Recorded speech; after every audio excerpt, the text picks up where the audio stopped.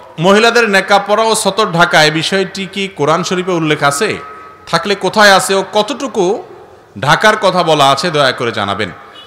সূরা নূর আয়াত নম্বর 31। সূরা নূর একটা সূরার নাম, আয়াত নম্বর কত বলছি? 31। এই আয়াতে আল্লাহ রাব্বুল আলামিন বলেছেন ওয়ালা ইউবদিনা যিনাতাহুন্না ইল্লা মা যাহারা মিনহা, মহিলারা তাদের শরীরের সকল সৌন্দর্য এটাকে ঢেকে রাখবে, এটাকে প্রকাশ করবে না, ইল্লা মা যাহারা মিনহা, তবে যেটা এমনে প্রকাশিত থাকে সেটার কথা ভিন্ন। এই ইল্লা মা যাহারা মিনহা এটার ব্যাখ্যায় মুফাসসিরদের নানা রকমের মত আছে।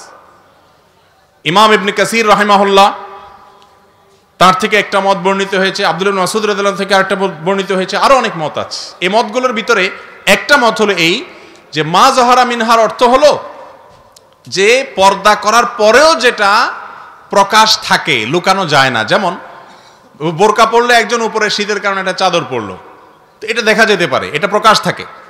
আবার অনেক উলামায়ে কেরাম বলেছেন চেহারা এবং দুই হাতের কবজি এটা হলো মা যাহারা মিনহার ব্যাখ্যা।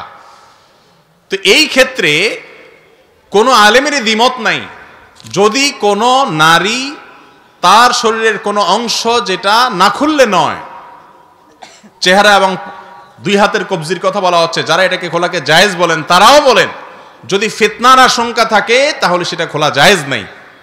আর আজকাল এমন একটা সময় আমরা আসছি, মানুষ তো মানুষ, পশুর হাসে পর্যন্ত, পশু পর্যন্ত মানুষ থেকে নিরাপদে থাকতে পারে না।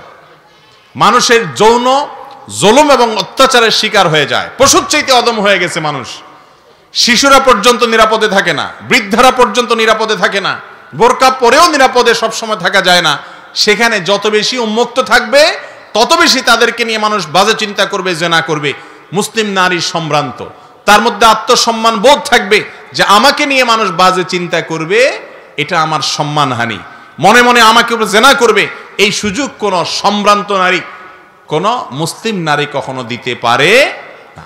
এই জন্য এটা ঢেকে রাখাটাই হলো অধিকতর শ্রেয় এবং আপনার পর্দার সাথে সামঞ্জস্যপূর্ণ, এবং এই মতটাই অধিকতর শক্তিশালী যে হাত এবং মুখ উভয়টা ঢাকবেন। তবে হ্যাঁ, কারো বোরকা পড়তে অসুবিধা হয়, দরকার নেই বোরকা পরার, মাথার উপরে যে ওড়না আছে সেটাকে টেনে দিবেন।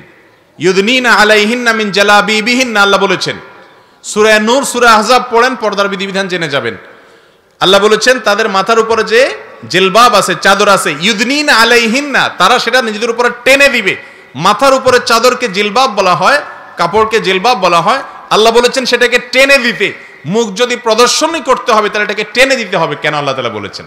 বোঝা গেছে যে এটা কি করা যাবে না, প্রকাশ করা যাবে না। তবে হ্যাঁ, এমন হতে পারে কেউ মাথার কাপড় টেনে ঘোমটা মতো দিলেন, পুরোপুরি ঢাকলেন না, এবং তিনি এমনভাবে চললেন যে কেউ তার দিকে খুব ভালো করে চেষ্টা করে দেখতে চাইলে দেখা ছাড়া সাধারণভাবে দেখার সুযোগ নেই। এভাবে চলতে পারেন, এবং এটাই ইসলামের শিক্ষা।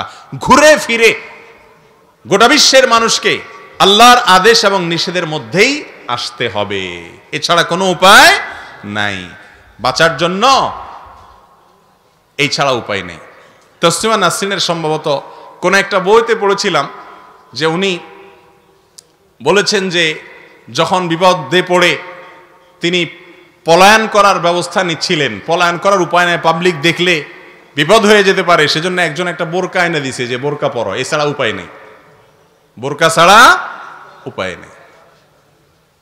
তো যাই হোক, আল্লাহ রাব্বুল আলামিন পর্দার যে বিধান দিয়েছেন এটা নারীদের সম্মান রক্ষা করার জন্য, ইজ্জত রক্ষা করার জন্য, এটা তাদের উপরে আলাদা কোনো বাইন্ডিংস হিসাবে দেওয়া হয়নি। আল্লাহ তাআলা আমাদের মা বোনদের বোঝার তৌফিক দান করুন।